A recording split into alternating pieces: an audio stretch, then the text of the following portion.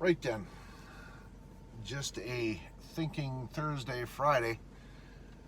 Got some thinking to do now, because it was inevitable. It was gonna happen. It's just a matter of when.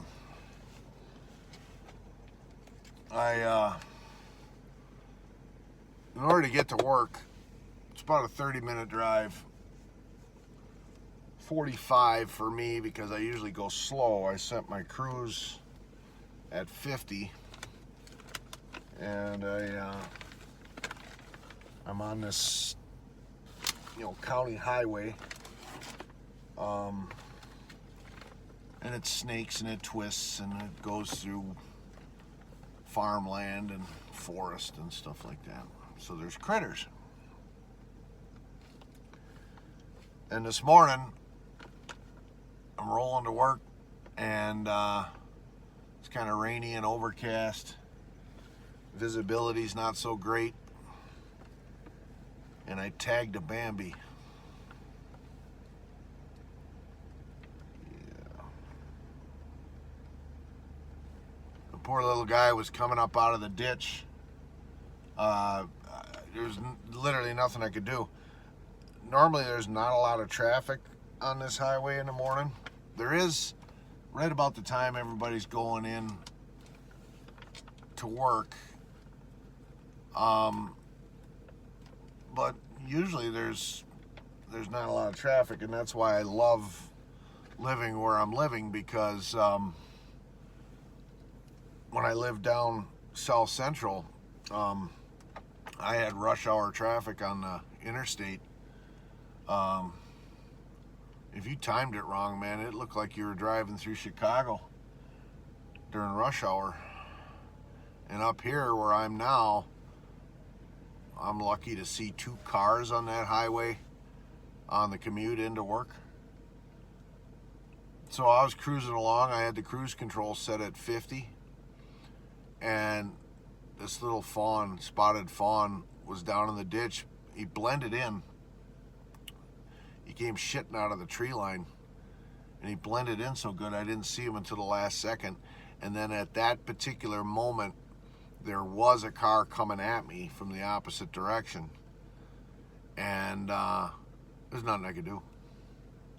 I mean, I hit the brakes, but he was like from here to this light pole in front of me when he came out onto the road. And he was scrabbling for traction, trying to run. Mommy wasn't around. Mommy didn't go across first. He was all by himself for some reason. I don't understand. But I tagged him with the right front corner of the Jeep. And since the Jeep is armored, heavy duty armor, it didn't hurt the Jeep. But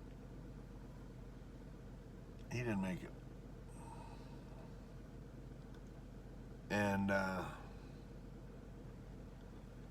not gonna lie, I got a soft spot for critters. You heard me in that video the other day yelling at the cat, "Shut up!"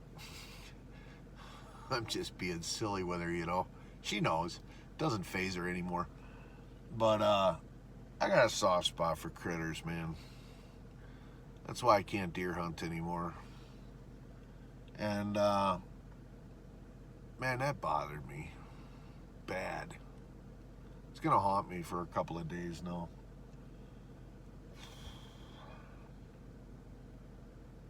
Yeah. But it was bound to happen based on where I live now. Even where I lived before, it could have happened. But for the most part, the areas that I had to travel to get to work when I was down there, I only had to go through a short little section of farm fields before I actually got into a town or a village. And then I got on the interstate. So the risk was minimal that I would hit a deer. But up here, I knew it was only a matter of time. Dang it.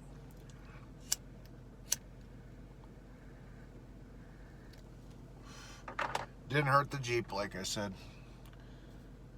I'm not going to describe the event. But it didn't hurt the Jeep. So that was a shitty start to the day. Got here at the shop, punched in. I always spend a few minutes in the morning talking with Squatch about this and that, and having a smoke with him. And this Saturday, I'm supposed to go to this this music gig from my friend here at work, who's got his little 3-man band. And I totally forgot that I planned on going back down to the Turd for the weekend and working on the Turd. If I do that, I can't go watch him. Yeah. Priorities. Yeah. Eventually, all the priorities and the chores will be done, and then I can enjoy life. Yeah. When I'm just about ready to go into an assisted living facility.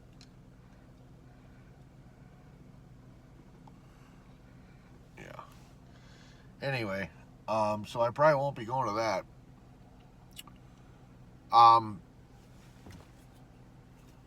Mosquito. Phil's not able to help me this weekend, so, and I wouldn't want to ask him 2 weekends in a row, especially when he's got a list of chores that he needs to do that he never seems to get done. So I think what I'm going to do is I'm going to see if my friend Tony across the street can come over for 30 minutes and help me finish routering out those cabinets, run the vacuum. Well, I got a new cutter bit, so it should go pretty well. But see if he can help me.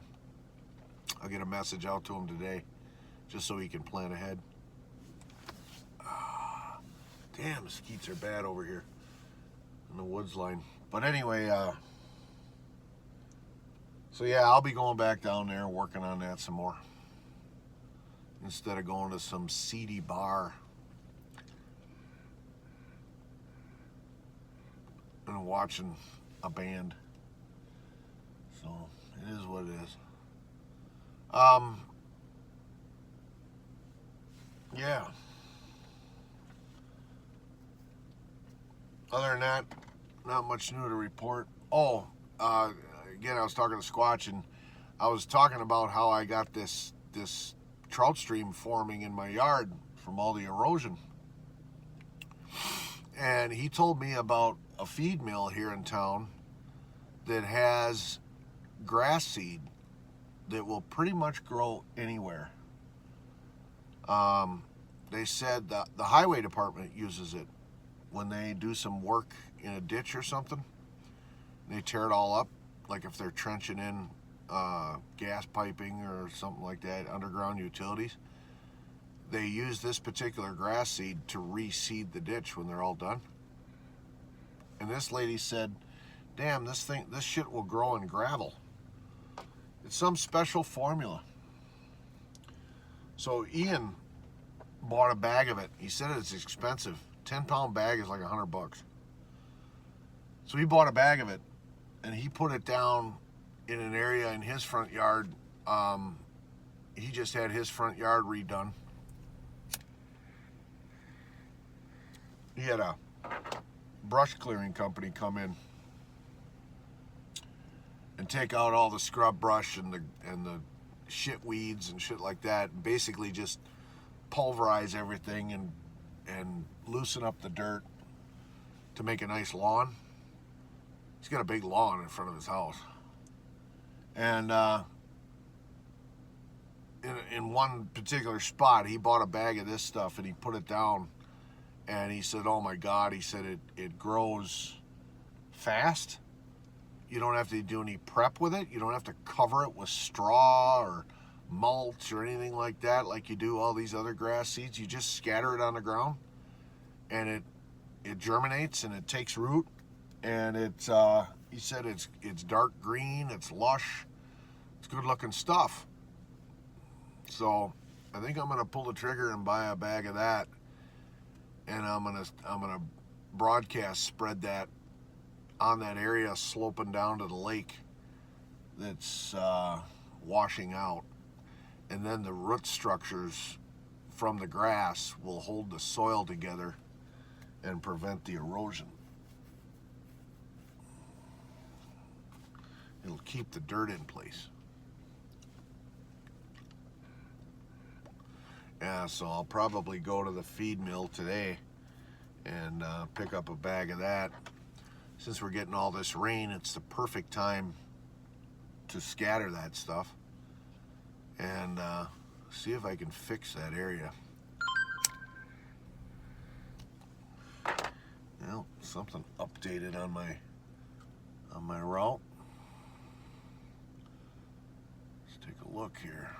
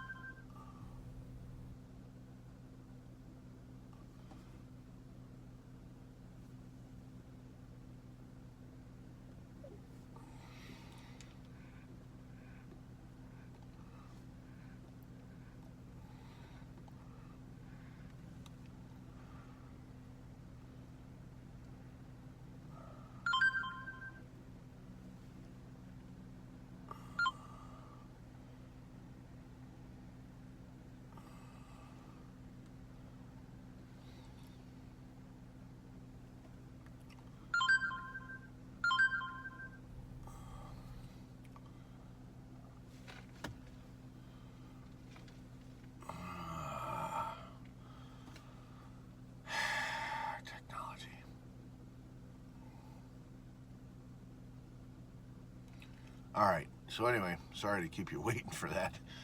I forgot I was recording. Anyway, so yeah, I'll make the investment based on his bragging about it. I mean, after all, he's the one that clued me in on how good the vinegar weed killer situation works. But I did some research this morning, and I found out that vinegar weed killer doesn't kill a root. It just burns and dehydrates the top foliage, but doesn't kill the root.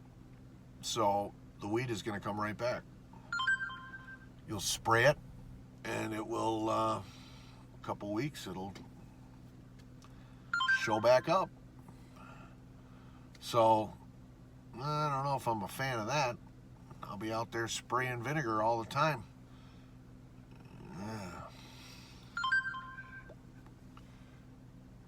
But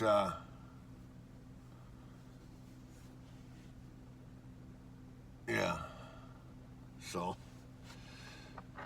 the guy, the gardener that I was listening to, he said the only way is to use the commercial products like Roundup that actually kill the root.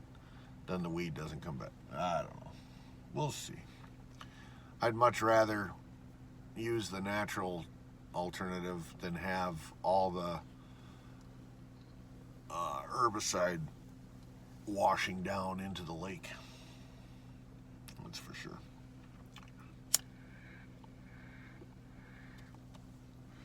So, all right, that's about all I got. We'll talk to you soon.